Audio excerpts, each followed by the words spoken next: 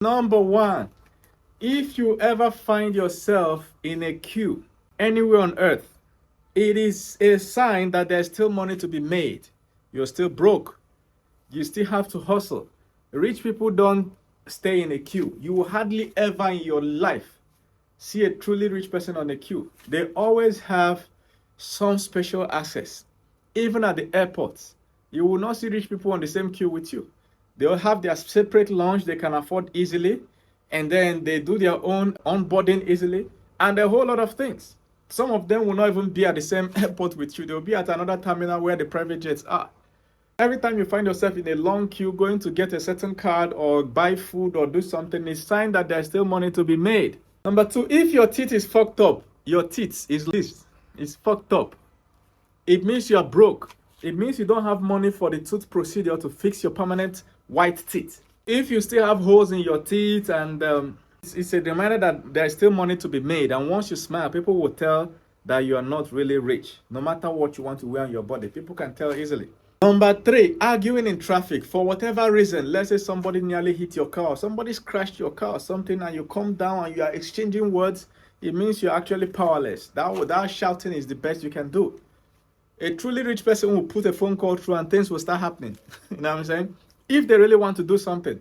A rich person's time is more important to them than most arguments. You will not find them arguing on the street like that. The person might just look through the window and see the scratch and look at you and be like, don't worry, go, go, go. If they scratch your car, they will give you card. All right, take my card, come in the evening. I work at so-and-so place. You can even come there and see me. I'll fix your car. Period. Almost any argument at all. You don't see rich people on arguments. They'll be like, they will not tell you what they have in mind. Number four, poor bathroom. If you are ashamed to invite your visitor into your bathroom, it means you are poor. Let's say somebody comes to your house and say, please, can I use the restroom? You say, and you are shy, all right? It means your bathroom is not in good order. It means your bathroom is not well finished and furnished, all right? So it means your bathroom is actually poor. Somewhere on the painting or something is wrong with the bathroom. It's a sign that your whole life needs an overhaul. You need a new job, all right? So that you can make more money and live in a better house, or at least fix the bathroom in your house. If you get into a physical fight, street fight, somebody is holding you, you're holding the person on the backyard, it means you are poor. Rich people don't fight. I'm saying there's something, the person will just put a call through, pam, pam, pam, pam, pam. You will see men will show up, or police. If you slap the rich man, they will not slap you back. They will go get police, and then police will teach you a lesson. If you find yourself in a fight, it's a reminder that there's still money to be made. You need to change your job. Flaunting money. Now, this one is tricky because some people that have acquired some sort of wealth, not wealth now, but riches in terms of money, flaunt it, especially if they are in such an industry. This excludes musicians. This excludes celebrities. You get what I'm saying?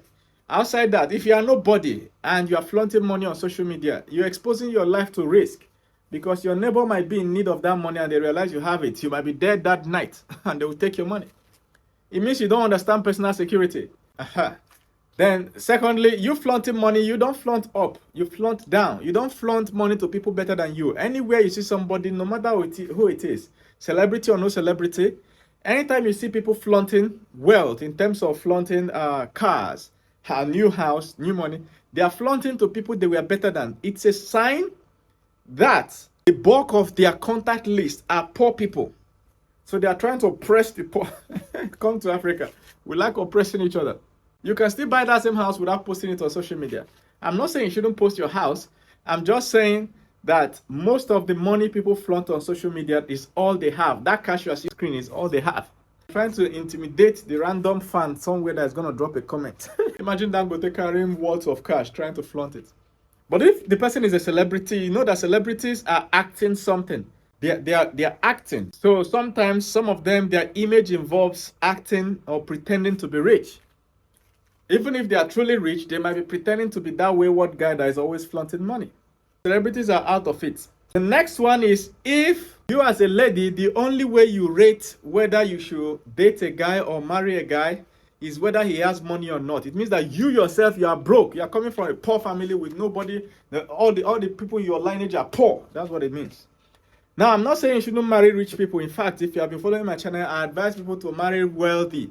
Because once you marry into a rich family, 99% of your problems are solved. The only other problem you're going to have is ego. When you are arguing or you hate this person, that person hates you, this person doesn't want you to marry her. Hey, that's less than 1% of your problem. But most of the issues you're going to have, money will solve it. Good spouses, richer spouses. If you get richer, you naturally get into rich cycles and you start meeting richer people. That's just what it is. If you still wash your clothes by yourself at home, on Saturday, you are waiting for Saturday, you bring all your clothes down like this, and you put bucket here, put bucket there, put Omo, detergent, start washing, wash, you spray it. If when it rains, you carry your hat in your hand because you are scared that rain will pull down your clothes where you spread it, it means you are poor. There's still money to be made. You have to quit your job, get onto a higher paying job or higher source of income. Rich people don't wash their clothes by their hands. Except maybe underwears, you know what I'm saying? Sometimes you have to wash your underwear by yourself. Rich people have what we call dry cleaners. These people come, pick the clothes and go to their office and wash it and bring it back in 2-3 days time and get paid. If you can't afford this, it means you are poor. You need to change your job. Useless job are you working? If you find yourself in public transport, it's a reminder that there's still money to be made. Public transport is a no-no for rich people. Rich people usually have 2-3 cars. Plus, some that are so rich, they have to have an entourage of policemen and stuff. If one car spoils, they pick another, they drive out with the next one. If you are poor, occasionally you find yourself in transport or every day, public transport, you are dragging shift. Before somebody is accusing you that you are using your elbow to touch her boobs. They are beating you in traffic. How can you explain yourself? Do you know how many people they are beating like that? Or that money is missing and you are the one that stole the money. Or somebody is trying to steal your phone in transport. See, if you have ever lost your phone in traffic, it means that you are poor. That your phone fell off, you don't know what happened, you wanted to enter bus, it means you are poor. It means that there is still money to be made. Don't relax. Don't relax. There's still money to be made. If you still go to work every day, look, I don't care how rich you are. If you have to wake up every morning, go to work, come back, it means you are rich with money, all right, in your bank account, possibly, but you don't have true wealth. True wealth is having control of your time. Then what do you do with that time? You use that time to spend with family. Use that time to get better in your health. Use that time to travel the world and experience life. This is life going. Doing the same thing every day is going to make your life monotone. That is black and white. By the time you're old, you can't remember anything that happened in your life. You'll be like, zoom past. It was too fast. Remember that the core purpose of making money is take care of your health, take care of family, and be able to travel and have your own time to yourself. Remember that. Not whether there's money in your bank account or not. Because when you die, people that didn't work for it will take that money and use it to do what I'm just saying. They will use it to travel the world. It shock you. They shock you. People that didn't work for your money will inherit it once you are dead, and the next year they are cruising the world. The money you refuse to spend. I'll continue, all right? I'll do part 2 of this, but now let's continue.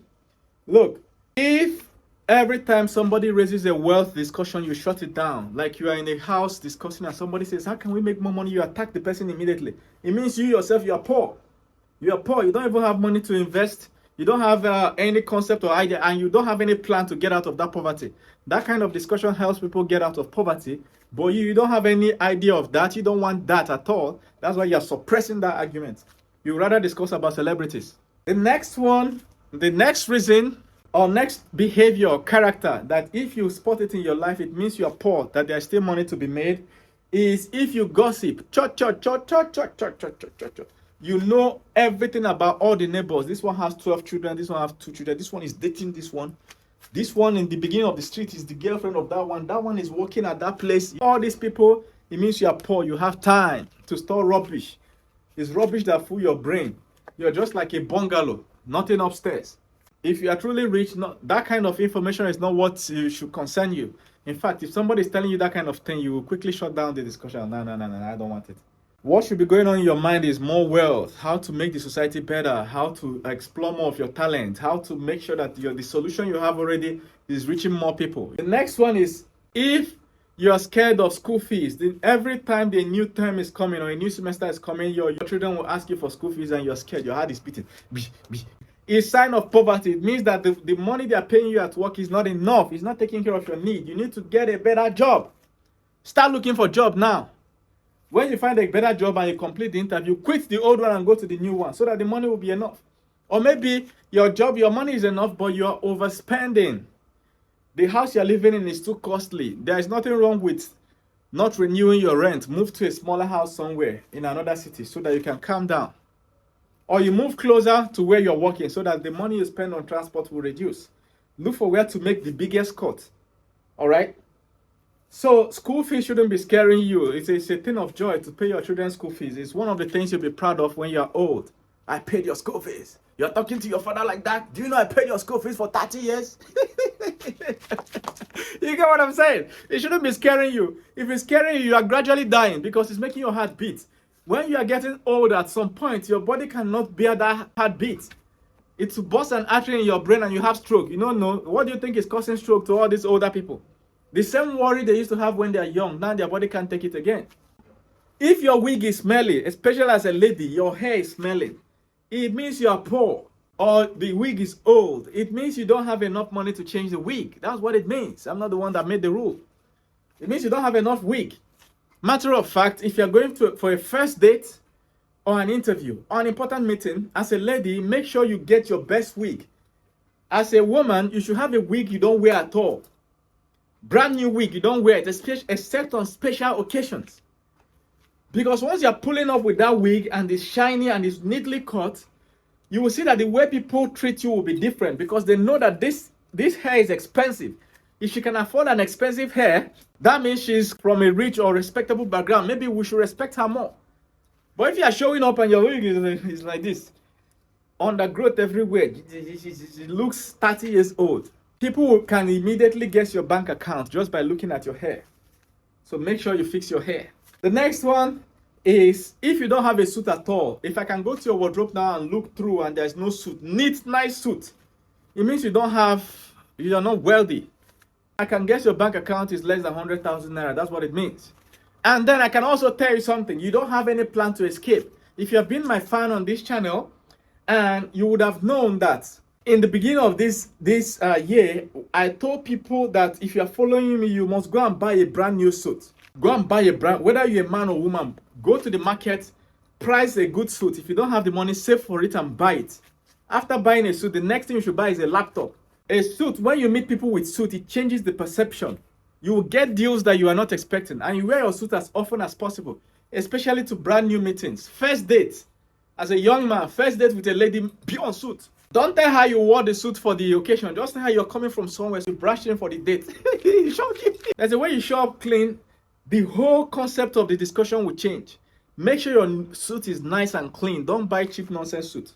Next one is, now if you combine this suit, I'm telling you, with a nice hair, and you attend an interview with this combination, the chances that you will lose the interview is very, very low. Very, very low. Nice, clean hair as a lady, and your suit is nice. You're wearing a cool wristwatch. That's all you need. I don't care if you don't have any other clothes in your wardrobe. Last one, if you have a generator that you have to draw like this before it will start, you are poor. Poverty is all over you. Spirit of poverty. Rebuke it. Rich people don't have that kind of gen. What rich people have is a lister, or what do you call it, soundless, odorless gen, that when they start it, you just hear and it has automatic switch so that when light goes, it just And that brings me to the next point. If anytime they take the light, some countries call it load shedding. In Nigeria, we call it NEPA. When NEPA collect lights, when the national grid cut their lights and the light goes out in your own house, it means that you are poor. Rich people have constant power supply.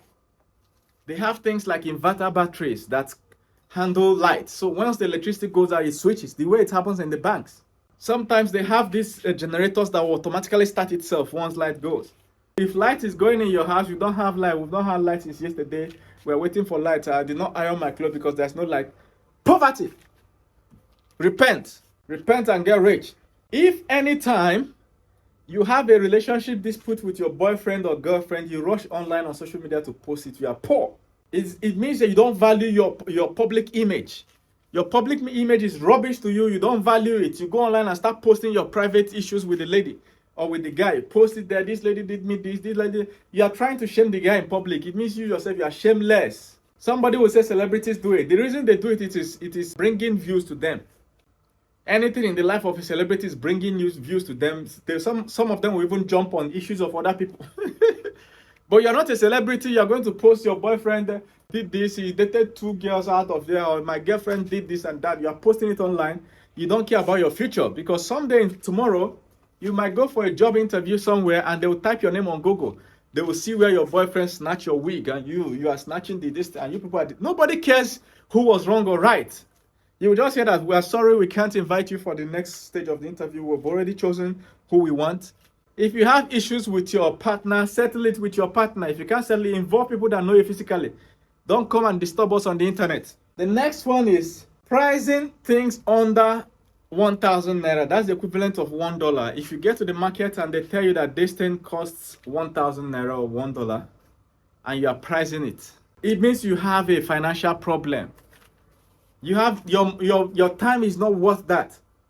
The reason I'm even putting one, actually I should have put 5,000 naira. Let's say you want to buy something, they tell you that this thing is 4,500 naira. You start pricing it 4,000 naira. Then you and the person will be going back and forth. 4,100 naira, 4,200 naira, 4,300 naira, 4,000. It means your time is valueless to you. That time you're using to price it, if you had something else more important to do at that time, you would have not priced it. You would have paid that 5,000 and left. Now, this is different from bargaining when the money is big. The reason I put this rule is to change your mentality. Most people spend time on useless, irrelevant bargains. Penny wise, pound foolish. Let's say you are taking a bus to work. You let it pass because they added extra 100 naira or 50 naira to the transport. You're waiting for the one that will agree to take you out. And time is going. You that would have got to the office much earlier, and then you start learning something else that will get you a better job in future. Using the 30 minutes you got to learn something that will get you on the road bargaining 50 naira difference. Think about it. If you ever find yourself bargaining a small amount of money in the market, remember this thing I said and leave it. Pay the extra 100 naira, 200 naira, pay it and leave that place. Get out of that place. Go home and rest. Even sleep is better. Having a nice sound sleep is better than bargaining whether the vegetable should cost 200 naira or 250 naira, and whether fuel price is this and that. If you can't afford it, don't go to market.